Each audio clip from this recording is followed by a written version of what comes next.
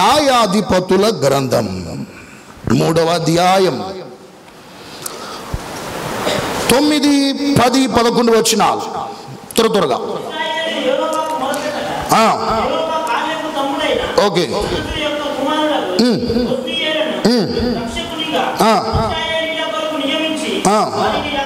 Okay,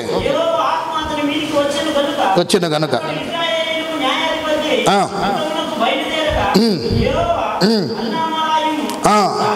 రాజైన కూషా నిషాత్యామును అతని చేతికి అప్పగించెను, జయించెను.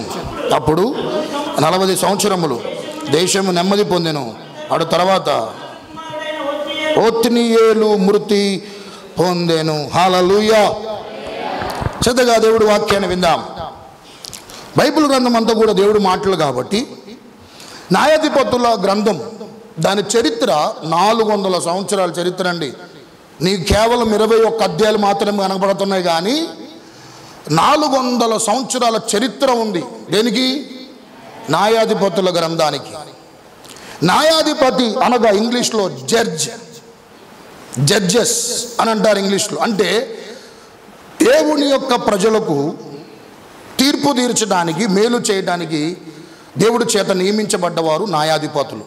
న్యాయాధిపతులు అంటే ఒక సింహాసనం మీద కూర్చొని, అమ్మా నీ సమస్య ఏంటి, అయ్యా నీ సమస్య ఏంటి, మేము పరిష్కరిస్తామని కేవలం వారికి ఉన్న సమస్యలు పరిష్కరించడమే కాకుండా కొన్నిసార్లు శత్రువులు ఇశ్రాయేలు దేశం మీదికి ముట్టడి వేసినప్పుడు, శత్రువులు ఇశ్రాయేలు మీదికి వస్తున్నప్పుడు వీరు ఏం చేస్తూ వచ్చారని ఆలోచన చేస్తే ఆ శత్రువుల చేతి నుంచి విడిపించబట్టానికి కూడా వీరు ఇశ్రాయేలు ప్రజలను శత్రువుల యొక్క పిరమిడ్ల కబంధాస్తాల నుంచి రక్షించడానికి దేవుడు ఎన్నుకున్నటువంటి, ఏర్పాటు చేసుకున్నటువంటి న్యాయాధిపతులు.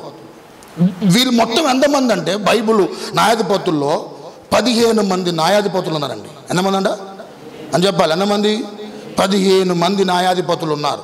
న్యాయాధిపతుల గ్రంథం అయిపోయినప్పటికీ కూడా ఏలీ కూడా న్యాయాధిపతే, శామ్యూయేలు కూడా ఏంటంట న్యాయాధిపతే. వారు ప్రజలకు తీర్పు చేస్తూ వస్తున్నట్లుగా వారి యొక్క పిరమిడ్ల మొదటి శామ్యూయేలు గ్రంథంలో మనం చూస్తూ వస్తాం. 15 మంది న్యాయాధిపతులు ఉన్నారు. 400 సంవత్సరాలు ఏం చేశారంట? ఇశ్రాయేలు ప్రజలను వారు పరిపాలించడం జరిగింది. ఇశ్రాయేలు ప్రజలు కానానుకు వచ్చినాక అన్ని పరిస్థితులు బాగున్నాయి అని అన్ని వాళ్ళకి అనిపించినాక సహజసిద్ధంగా, స్వభావ సిద్ధంగా దేవుణ్ణి మర్చిపోవడం జరుగుతుంది. ఎవరాళ్ళు? ఇశ్రాయేలు ప్రజలు. వీళ్ళు మర్చిపోతున్నప్పుడల్లా దేవుడు ఏం చేస్తుంది చెప్పాలి? చుట్టూ ఉన్న శత్రువులను దేవుడు రేపుతున్నాడు, పురుకొలుపుతున్నాడు. వీరి మీదికి దండెత్తి వస్తున్నారు. కొంతకాలం వారిని ఇబ్బంది పెడుతుంటే మళ్ళీ బాధ తట్టుకోలేక దేవుడు సందులో ఏం చేయటం, వీళ్ళు ప్రభువా మమ్మల్ని ఏం చేయి, ఈ పరిస్థితి నుంచి విడిపించయ్యా, ఈ బంధకాల నుంచి విడిపించు నాయన, ఈ బానిసత్వం నుంచి విడిపించు ప్రభువా అని ఇశ్రాయేలు ప్రజలు అలా పిరమిడ్ల ఆ తంతు, ఆ విధానం ఆ న్యాయాధిపతుల గ్రంథంలో సీక్వెన్స్ కనపడుతూ ఉంటుంది, ఒక క్రమంగా కనపడుతూ ఉంటుంది, ఒక చక్కటి ఆ విధానాలు కనపడుతూ ఉంటాయి. న్యాయాధిపతుల గ్రంథం అంత తొందరగా అర్థం కాదు మనకి. దాన్ని చక్కగా పటిష్ఠించి విశ్లేషించి చదివితేనే చాలా శ్రద్ధగా ఆ మాటలు, న్యాయాధిపతులు ఉన్నటువంటి విషయాలు మనందరూ కూడా ఏమవుతుంటాయి అంటే అర్థమవుతూ ఉంటాయి. స్తోత్రాలు చెప్పండి ఒకసారి, ఇంకొంచెం బిగ్గరగా హల్లెలూయా. అయితే ఈ 15 మందిలో out of all these judges the one of judge ఎవరైతే ఉన్నారో ఈరోజు మనం అతన్ని అంశంగా పెట్టుకొని కొద్ది నిమిషాలు దేవుడి వాక్యాన్ని మనం ధ్యానించబోతున్నాం. అతని పేరే ఏం పేరంట? అతని పేరు ఏం పేరంటమ్మా? చెప్పాలి. అతని పేరు ఏం పేరు? అందరూ చెప్పాలి బిగ్గరగా. ఒత్నియేలు. చెప్పండి, ఏం పేరు? ఇతన్ని మనం ప్రేమ అంశంగా పెట్టుకొని అతని జీవితంలోంచి కొన్ని విషయాలు దేవుడు మనతో మాట్లాడుతూ ఉంటాడు. ఆధ్యాత్మికంగా మనం ఏ పాఠాలు తీసుకోవాలో, ఆధ్యాత్మికంగా ఏ పాఠాలు దేవుడు మనకు నేర్పిస్తూ ఉంటాడో ఆ పాఠాలు మనం నేర్చుకొని మన జీవితం ఎలా ఉందో ఒకసారి వాక్య వెలుగులో పరిశీలన చేసుకొని ఆధ్యాత్మికంగా మనం అందరం కూడా బలపరచబడుతూ ముందుకెళ్దాం. హల్లెలూయా. వినండి, తలపైకి నాకెళ్ళి చూడండి ఒకసారి. ఇశ్రాయేలు ప్రజలు కానానుకు వచ్చినాక వాళ్ళు ద్రోహులైపోయారంటండి. ఎందుకు ద్రోహులయ్యారంటే వాళ్ళ కృతజ్ఞత లేకపోవటం వల్ల. ఏం లేకపోవడం వల్ల? కృతజ్ఞత. ఏంటా కృతజ్ఞత అంటే వారి దేవుడు వారి పట్ల చేసిన మేలులు, ఉపకారాలు మర్చిపోయి ద్రోహులైపోయారు.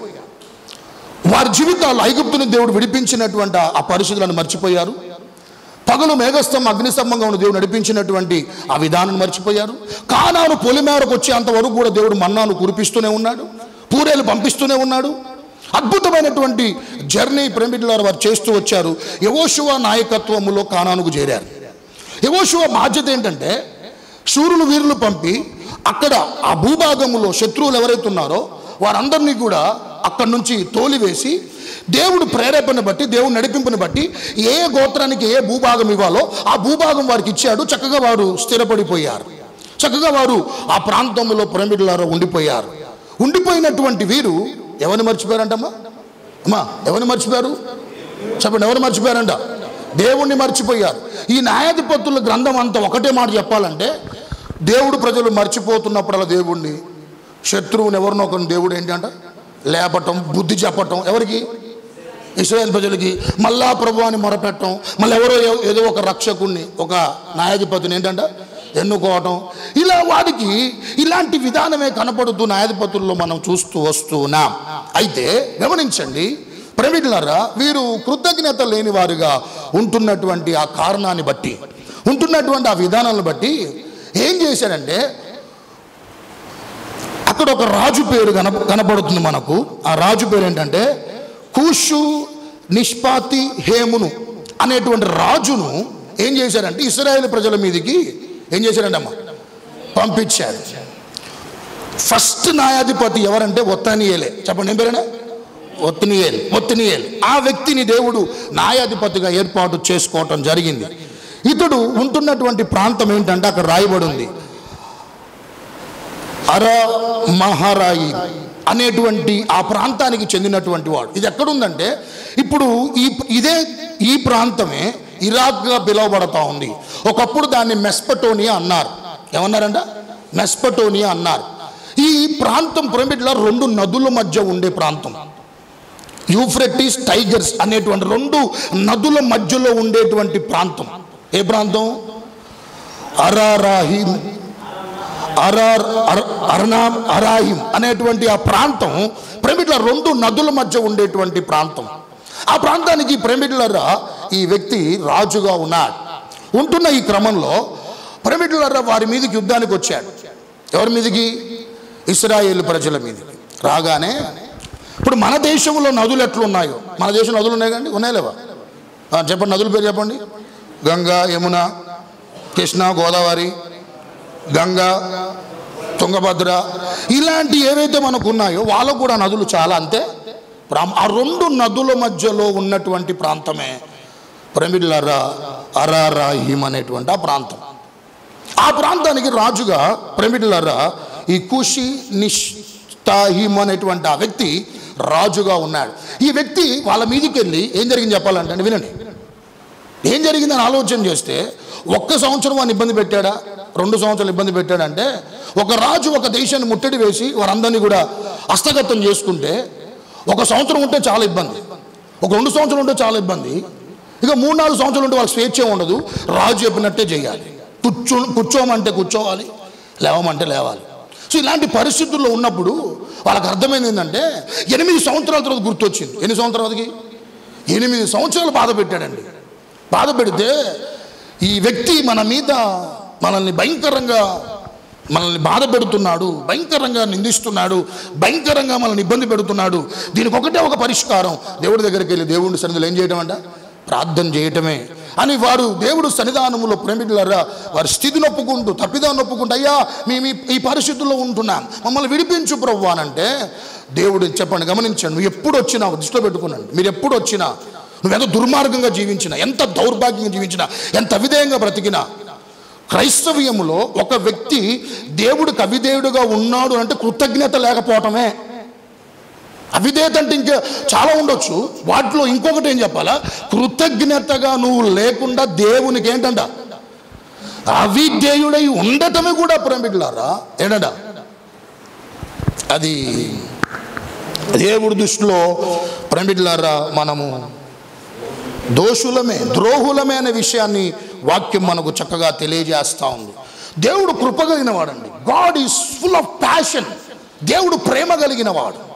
ఎప్పుడు వచ్చినా సరే దేవుడు సన్నిధికి ప్రేమికులారా వారు వస్తే దేవుడు వారి మొర విని ఒత్తినియేలు అనేటువంటి ఆ ఎవరున్నారా ఇశ్రాయేలు ప్రజలు చూశారు. ఫస్ట్ చూస్తే అసలు ఎవరు ఈ దేశాన్ని, ఈ ప్రజలను, నా ప్రజలను విడిపిస్తారని చూస్తే దేవుడు అందరిలోకెల్లా కాలేబు తమ్ముడు, ఇంకా అక్కడ అన్నాడు ప్రేమికులారా, అతను గురించి ఇచ్చినటువంటి మాట ఏంటంటే కనజు యొక్క కుమారుడైన ఒత్తినియేలు దేవుడు ఏం చేశాడంట, దేవుడు ప్రేమికులారా రక్షకునుగా ఇశ్రాయేలు కొరకు దేవుడు ఏం చేశాడంట, నియమించాడంట.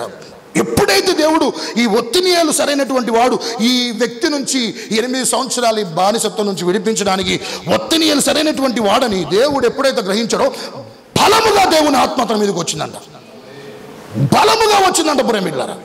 వస్తే తన శక్తి ద్వారా, తన బలము ద్వారా ప్రేమికులారా అక్కడ ఉన్నటువంటి ఆ శత్రు రాజు చేతి నుంచి ఇశ్రాయేలు ప్రజలను ప్రేమికులారా అద్భుతంగా విడిపిస్తే ఆ తర్వాతకి 40 సంవత్సరాలు ఆ దేశం నెమ్మది పొందిందంట. ఎన్ని సంవత్సరాలంట అని చెప్పి, ఎన్ని సంవత్సరాలంటమ్మా? 40 సంవత్సరాలు. సంగమా, తన కన్నులు, దేవుడు కన్నులంట నీతిమంతుల వైపు ఉంటాయంట, తన చెవులు వారు చేస్తున్న ప్రార్థనల వైపు ఉంటాయంట. ఎవరు వస్తారా, ఎవరు మొరపెడతారా, ఎవరు వారికి ఉన్నటువంటి సమస్యలు చెప్పుకుంటారా అని ఎప్పుడు తన కన్నులు ప్రార్థన చేసే వారి వైపు చూస్తూ ఉంటాయంట. ఆయన చెవులు ఏం చెప్పుతారా అని దేవుడు ప్రేమికులారా వింటూ ఉంటాడంట. అందరి ప్రార్థనలు వింటాడండి. ఫరిసీయుడు ప్రార్థన విన్నాడు, సుంకరి ప్రార్థన విన్నాడు, గమనించండి. కానీ ఎవరి ప్రార్థన సమాధానం వచ్చింది? అట్లని ఫరిసీయుడు ప్రార్థన వినలేదంటే అక్కడికి పోలేదని కాదు, పోయింది అక్కడికి, విన్నాడు ఆయన. సుంకరి ప్రార్థన కూడా విన్నాడు, అక్కడికి పోయింది. కానీ సమాధానం సుంకరి చేసిన ప్రార్థనకే వచ్చింది. ఎందుకు అతని ప్రార్థనకి ఎందుకు రాలే? అతని ప్రార్థనలో అతడు చేసేది గొప్పగా చెప్పుకున్న పరిస్థితి ఉంది. ఎదుటోని తక్కువ చేసి కూడా మాట్లాడినటువంటి ఆ పరిస్థితిని బట్టి అందరి ప్రార్థనలు వెళ్తాయి, గర్విష్ఠు ప్రార్థనలు వెళ్తాయి, అవిధేయుల ప్రార్థనలు పోతాయి, మాట వినిన ప్రార్థనలు పోతాయి. ఎక్కడికి? దేవుడు సందికి. నీతిమంతుల ప్రార్థన, అందరి ప్రార్థనలు వింటాడు ఆయన. కేవలం నీతిమంతులే అందరి ప్రార్థన వింటాడు. కానీ ఎవరికి సమాధానం ఇవ్వాలో దేవుడికి బాగా తెలుసు. ఇప్పుడు వీరు దేవుడి తట్టు తిరిగి ప్రార్థన చేస్తుంటే ప్రేమికులారా ఈ న్యాయాధిపతిని దేవుడు ఏర్పాటు చేసుకొని 40 సంవత్సరాలు వారికి ఏమి ఇచ్చాడంటమ్మా? చెప్పండి, ఏమి ఇచ్చాడని చెప్పండి. నెమ్మదినిచ్చాడు. ఒత్తినియేలు ద్వారా మాతో మీరు మాట్లాడుతూ వచ్చారు. The first judge in the judges O God. న్యాయాధిపతులందరిలో మొదటి న్యాయాధిపతి నాయన. ప్రతి ఒక్కరిని బలపరిచేయ. నీ నడిపింపుతో ఎప్పుడు కుటుంబాలు కొనసాగాలి, నీ ప్రేరేపణతో కుటుంబాలు నడిపించబడాలి.